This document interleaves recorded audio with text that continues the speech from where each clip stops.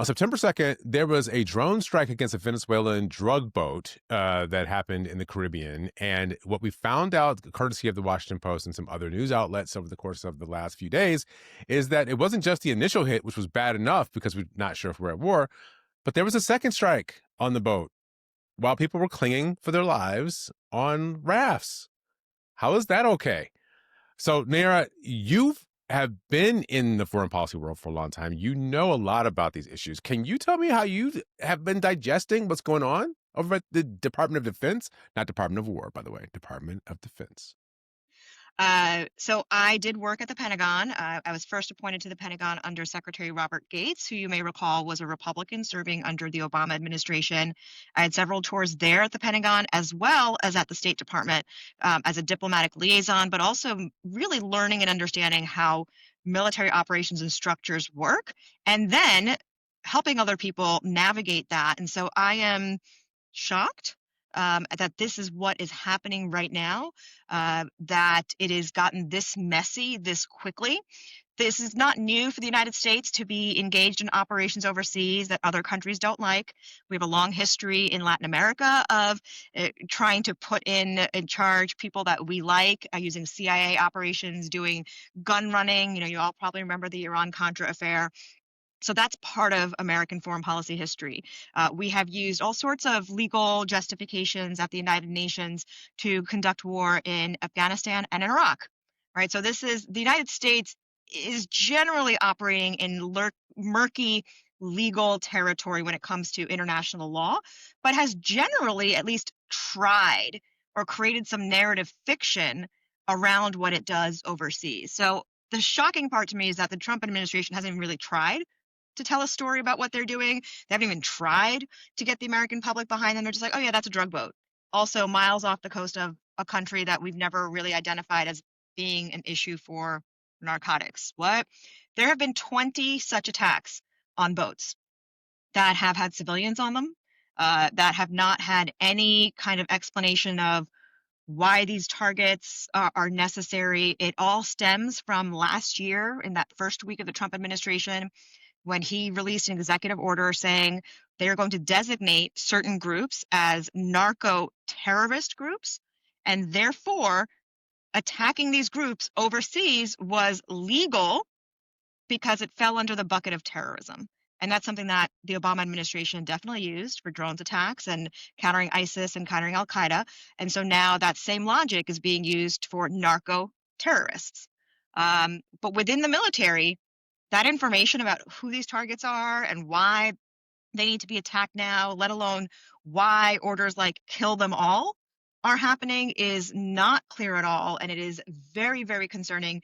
Forget about me from the outside now, but for people who are currently in the chain of command, wondering what is the U.S. military up to these days? So we know that the Coast Guard, that's right. We know the Coast Guard has said that they usually do drug interdiction, right? So this Mhm. is very different for the military to do drug interdiction in the American hemisphere. The Coast Guard does it, and they say that 1 out of every 4 of the boats that they board actually doesn't have drugs on it. They find that they're wrong. So if that logic holds, and you say there have been 20 of these strikes, that means there have been 5 boats with people that were not drug runners At who are on those minimum. boats. We also don't know, at minimum, and we don't know who else is on the boat, right? So maybe there are drugs on the boat. Maybe there are people who have been blackmailed who have to run the drugs. And maybe there are girlfriends on the boat who are there. Maybe there are kids who they are smuggling for some reason or another, or on the ship for some reason. We don't know who's on these boats, and we're just blowing them out of the water. Yeah, I heard from somebody who was at a conference, a white American academic who's at a conference in Brazil last week, and he said that it is everybody, everybody is not quite up in arms. I was like, everybody is thinking and upset about how the United States is treating people from Latin America right now. And they said it's, well, this guy from Colombia said, well, in my country, Americans show up and they participate in sex trafficking. So next time I catch Mm. an American man with a young girl, I'm just going to shoot him. And then somebody else jumped in on the panel and said, actually, the better analogy would be to shoot the person when they come off a plane, because that's the disconnect here, right? We are conducting military strikes and killing people who actually have not committed the crime yet. They have not tried to bring anything across U.S. borders. Whether or not they have drugs in that boat, we don't even know that. But they actually have not even tried yet to come to the U.S. border. This is way outside the range of what the U.S. usually deals with in operations. And the irony to me of all of this, like, is at the same time as the military is now conducting this war on drugs with very murky orders and murky chain of command and evidence, Trump just released a guy who ran a country and turned Honduras into a narco state. Literally called it a narco state. Judges and prosecutors said that he ran a cocaine pipeline from Honduras to the United States. But Trump Right. just released him from prison and sent him back to his country to participate in government again. It's like, make it make sense. How are we killing people who have not even been seen as a threat inside the United States yet? We're killing them, but we're releasing one of the biggest crime lords and managers of a drug pipeline.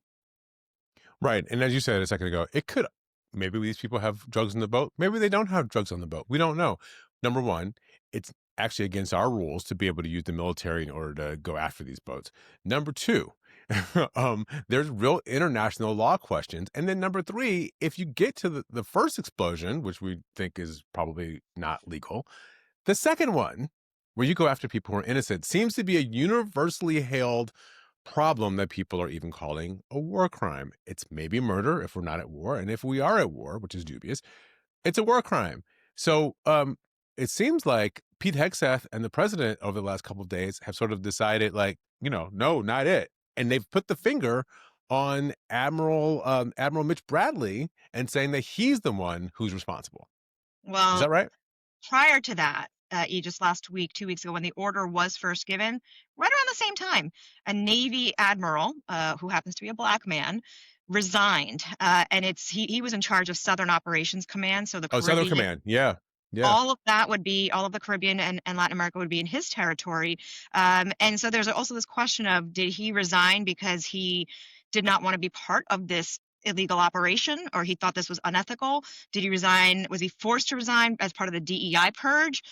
Or is it because suddenly this Admiral Bradley is now, which is special operations?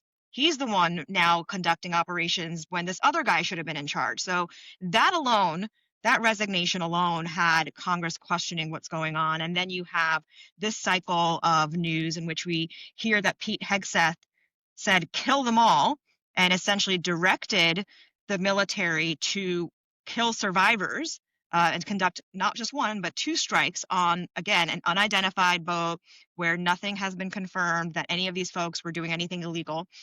That's the big question. And the White House is now blaming the military, right? Right.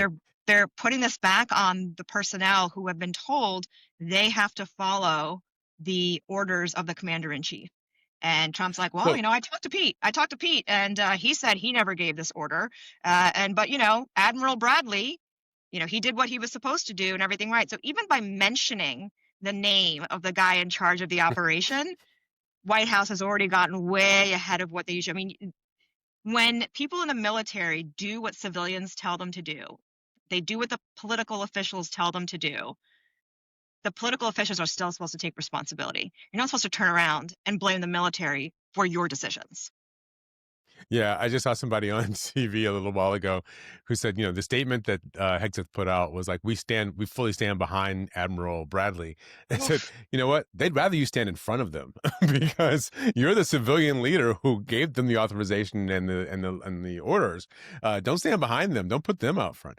I want to circle back to something you said about the admiral who resigned from Southern Command. Is it normal for somebody to resign a commission or resign their commission, but resign a post 2 years ahead of time? I think my understanding is he was only in the office for 1 year. He was only in his command for 1 year. And then he decided to relieve himself from the post with 2 years left standing. Is that normal? No, no. I mean, you go into the military and train up to receive these command positions, and it's such a challenge and so difficult to not only become a flag officer, let alone to be in charge of one of the combatant commands. It's a real honor. It's a real, it's yes, it's an honor. It's the posting of a lifetime. So you don't leave that unless you've either been pushed out or you feel compelled to leave for ethical reasons. That's it. Okay. And so The other push out I want to he's ask not you about talking before we go. publicly. He's not talking publicly right now. Right. So this is Right. part of what everyone's trying to piece together.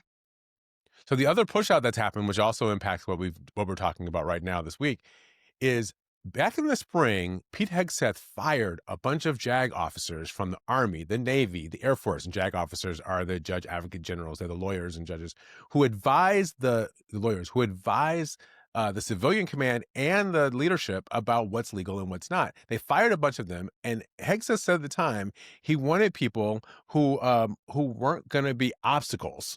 Who weren't going to be obstacles. So he wanted to hire different lawyers who were going to basically enable them to do what they want. How big a deal is that to lose all these lawyers? Oh, huge, because it's also you're losing lawyers who are committed to the military code of justice and the military system of ethics, not making sure that any random secretary of state from one administration or another could do whatever they felt like doing, right? So this has always been the check between military and politics, is that there has been its own system and their own way of keeping people accountable, rather than leaving it up to whoever happens to be, the political flavor of the day. Add on to that that Pete Hegseth has also said that he doesn't believe there should be rules of engagement, doesn't believe that the title or the even the idea of war crimes should exist, because when you're in the theater of war, you should just be about killing people. And that's also a challenge for anybody who's come up as an officer or even as a enlisted in the service, because what you've been told is that you're doing things for the right reasons and there's ethical reasons to do them. And it's not just blindly listen to a commanding officer and turn into a killing machine, which is what Hexeth seems to want. And that's pretty scary, because the military Yeah. already has capabilities, awesome power, and there have been mistakes in U.S. history where the United States has had to hold itself and its own military members accountable for these horrors and mistakes that have happened. And now we have somebody not only calls himself the Secretary of War, but seems to think that conducting war is just a fun thing and something that we should be doing first rather than a last resort. You used the word a second ago, accountable. And it's a word that I really don't associate with this administration at all. We have already had the text message scandal where they included a journalist in their private texting about battle plans. And now we have this issue of the double strike on a drug boat, perhaps, quote unquote, drug boat off the coast of Venezuela. And they're not taking responsibility for that. It just seems to me like Pete Hegseth is cosplaying a military general from a movie, right? I mean, we saw him when he brought all those generals and admirals and flag officers from all around the world, and they was, speaking in front of the flag like General Patton in the beginning of that movie. Um, and now he's like barking orders and saying things, and it just feels like he has cosplayed himself into a possible war crime. It seems like the idea is protect Pete at all costs. It's not about protecting the military or Yeah. the service members or taking care of them. It's not even about protecting the American reputation overseas anymore. It really is just what can they do in the White House to protect Pete from himself? I mean, he's the one making these mistakes. Yeah, and so you said you're at this conference. I'll finish with this. I'll ask you this before we go. What do you think is the impact of all this on our place in the world? Where does America stand, and how? And let's say, just it raises the hairs on the back of my neck. So fool me once, shame on you. Fool me twice, shame on me. And so I don't think people around the world are fooled anymore by the United States under a Trump administration. They don't anticipate that the United States will abide by any of the rules, any of the agreements that have existed before. You see Europe now trying to take the lead and back up Ukraine when it comes to this really botched negotiation that has the United States running around with Russian talking points. And so the credibility of the United States, that type of power, the power of credibility, that's lost. That power that the United States had, that was cultural, that was social, we're losing that. And once the tariffs really hit and we retreat from the economic system that exists in the world, then yes, we'll start to lose our economic power as well. So these are not great days for the United States as part of the global stage. And the irony being, Trump is saying that, oh, we don't want any more people from third world countries. I'm like, well, try to keep the United States up in that list of developed countries. Let's see how long we can stay up there, because we were already low in the list of developed countries in terms of education and healthcare outcomes. So he's breaking some of the stuff that actually worked for the United States on the world stage, and I don't see what for.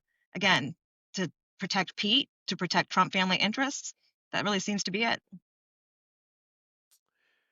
It is a mystery wrapped in an enigma that perhaps leads to a crime. Bank account We somewhere. will find out. Right, we will find out. Nothing stays secret for forever.